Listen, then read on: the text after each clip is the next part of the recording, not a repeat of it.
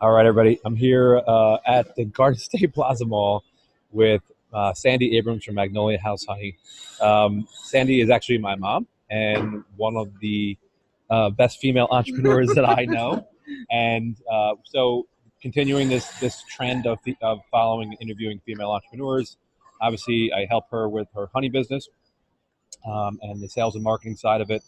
And what we're going to talk about today is number one, why she got in the business, why she does it, and this is obviously a big inspiration why I became an entrepreneur. My family is all entrepreneurs.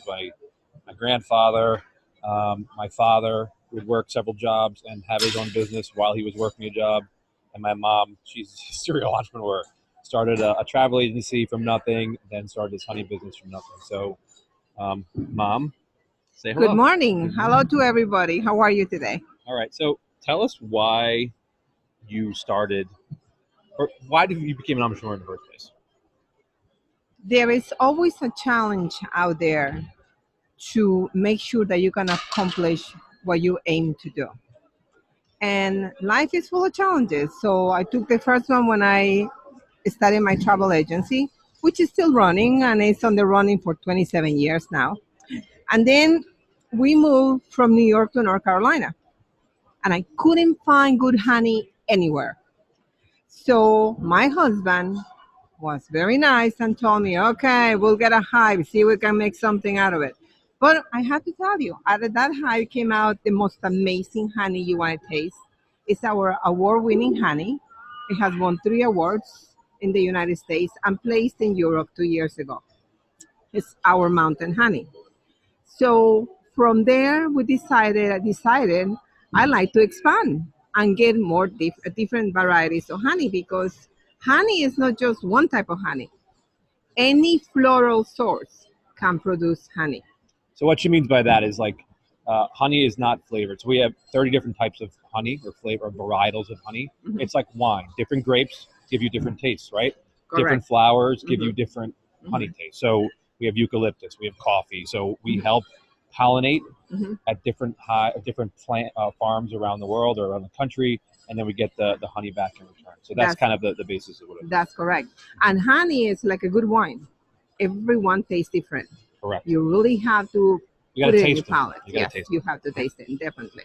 So obviously, your father's a big influence on you because he was a serial entrepreneur as well, and you and my father are both serial entrepreneurs. So another reason why I started RTB is to promote people to focus on people, process, and profits in their business, and then understand why they ring the bell. So why they go out and fight every day to grow that business. So what are some of the challenges that you face on the people side?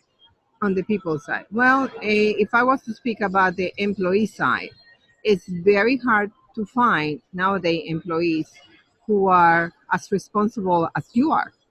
So that's a big challenge. I had, but I have a couple of people who are quite reliable, and I'm very happy with them. It's so we're growing. We're growing in that sense. Right. So I think that comes down to training, right? Yes. And recently I posted something about owners, which is very difficult because it's your baby, right? If you're building out this business, is to let go of the steering wheel. Like when you teach someone how to drive, your parents will ask you to hold the wheel. Sometimes you gotta let go a little bit, and you gotta do some more training and trust them enough, and then if they're engaged, they'll come back and they'll do the same hard work, and they'll follow your example. So the people that we have trained are quite reliable, dependable, and knowledgeable. They know the business inside out, just like I do. right. So that's a good thing. Great.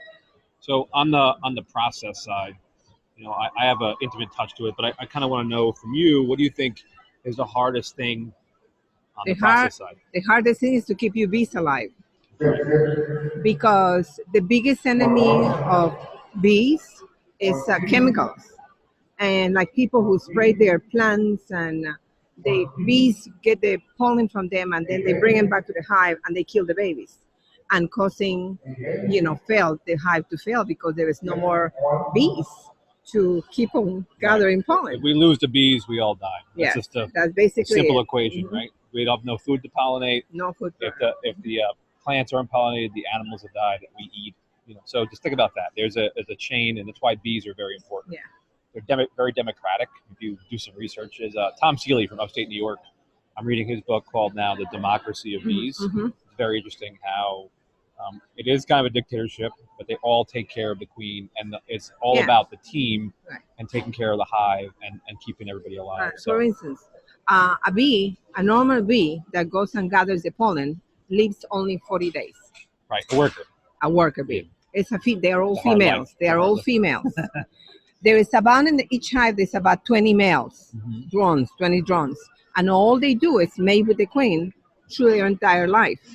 The queen can live up to 3 years. So the drones have a good life. The poor female bees work hard. And again, that's the way it is. It's funny, we're at a chocolate expo here, and I would say that the bulk of the entrepreneurs here are female. Yeah. So it's another testament to, my focusing on female entrepreneurs the last couple of weeks and why they start their businesses. So there's plenty of fodder here and people to talk to about it. All right, so that's the process side. On the financial side, the profit side, what do you think is the most difficult challenge? The most difficult challenge is to keep your bees alive and to have people who are knowledgeable. On the financial side, knowledgeable to handle them. You need to be able to pay them well. And in honey, really, there is not a big margin of profit. So you have to really be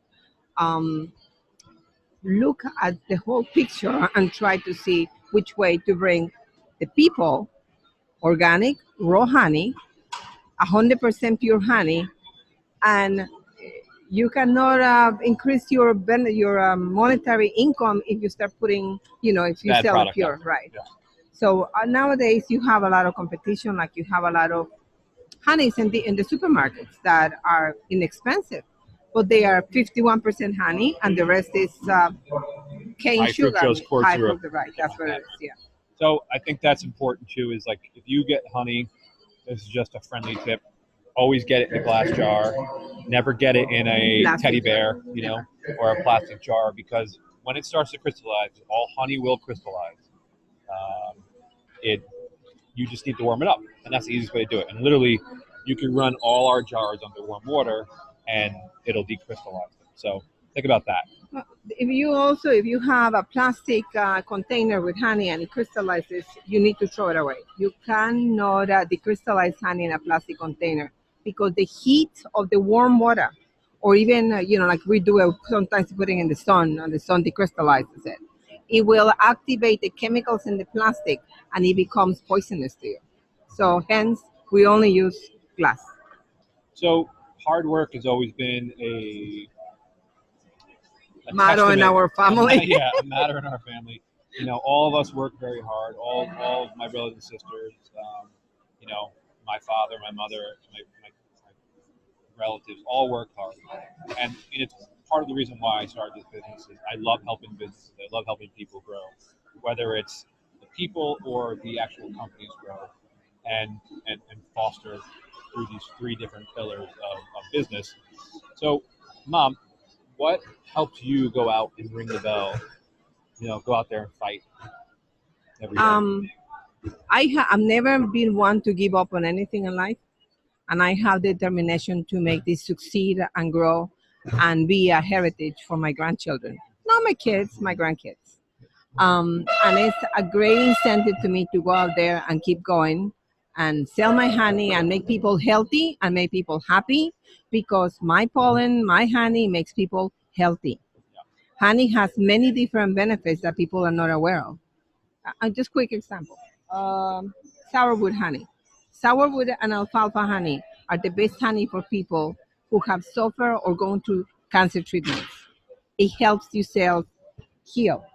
Also, for example, eucalyptus honey is the best honey for high blood pressure, sugar diabetes, and acid reflux. So honey it's also heals. A natural healing agent. So in Australia, they use eucalyptus honey, eucalyptus leaf, to as bandages. So think about that. You can put it on open wounds. Now, I'm not a doctor. I just played one on TV. But at the end of the day, it's another idea. You do some research. Do your own due diligence on honey and the benefits of it. Take, for instance, propolis.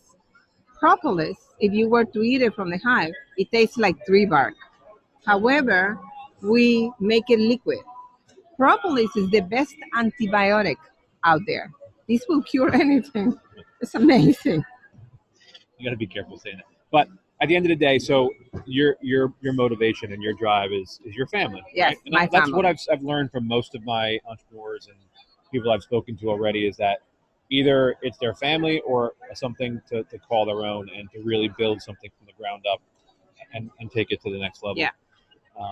So, I think that's a testament to entrepreneurs everywhere. And in this age, it's actually glorified where, you know, many years ago, I would say even as close as 10, 15 years ago, if you were an entrepreneur, you didn't go to college and you didn't, you didn't get a good job.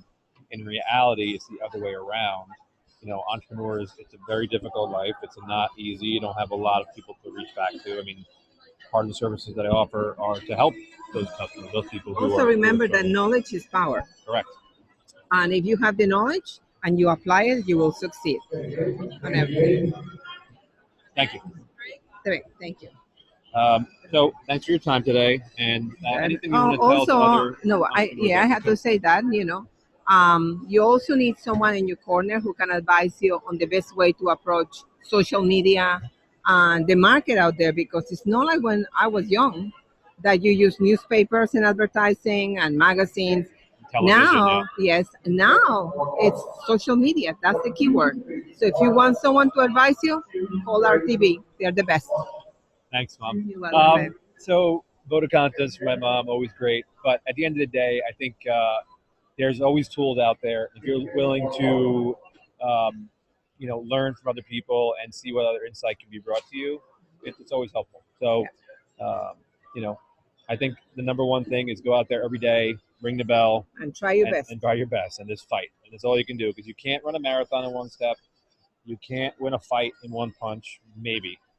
But And remember, you didn't run when you were born. You first had to learn how correct. to see. So just make sure you go out there every day and ring the bell, and thank you. You're welcome, babe.